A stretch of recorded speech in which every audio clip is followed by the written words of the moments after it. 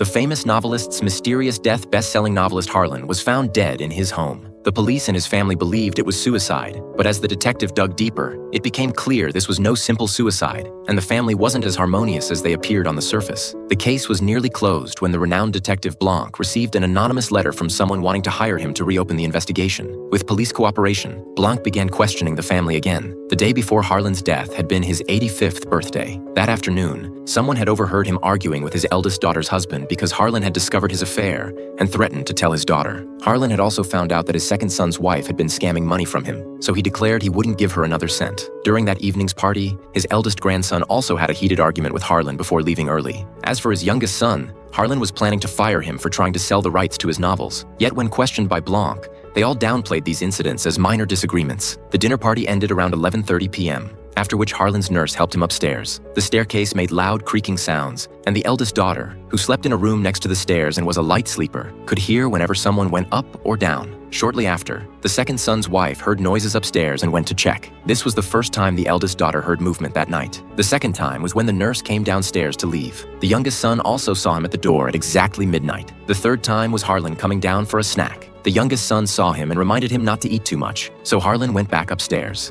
After that, everyone went to bed, and the eldest daughter heard nothing more. Finally, Blanc questioned the nurse, who was innocent and kind, practically family to Harlan. Harlan shared everything with him. Through the nurse's recollections, the truth emerged. After going upstairs, the two had planned to play chess, but when Harlan started losing, he childishly flipped the board, knocking his medication onto the floor. The nurse then gave him his injection, but horrifyingly realized he had mixed up the medications, accidentally giving Harlan 100 milligrams of morphine, a lethal dose that would kill him within 10 minutes. The nurse frantically searched his bag for the antidote but couldn't find it. While the nurse panicked, Harlan calmly assessed the situation. In their rural location, an ambulance would take 15 minutes to arrive. The desperate nurse, finding no medication, was about to call for help when Harlan decisively cut off the call. "Forget about me," Harlan said. "If I'm going to die anyway, I don't want you going to jail for this. Let's devise a plan to clear you of suspicion." In just minutes, Harlan crafted a meticulous plan. The nurse would leave, then secretly return and climb up the exterior scaffolding to the third-floor window. Wearing Harlan's clothes and hat, he would go downstairs to be seen by Harlan's youngest son, creating the impression that Harlan was still alive. Then he'd return upstairs and escape the same way. When the nurse hesitated, Harlan slit his own throat right in front of him,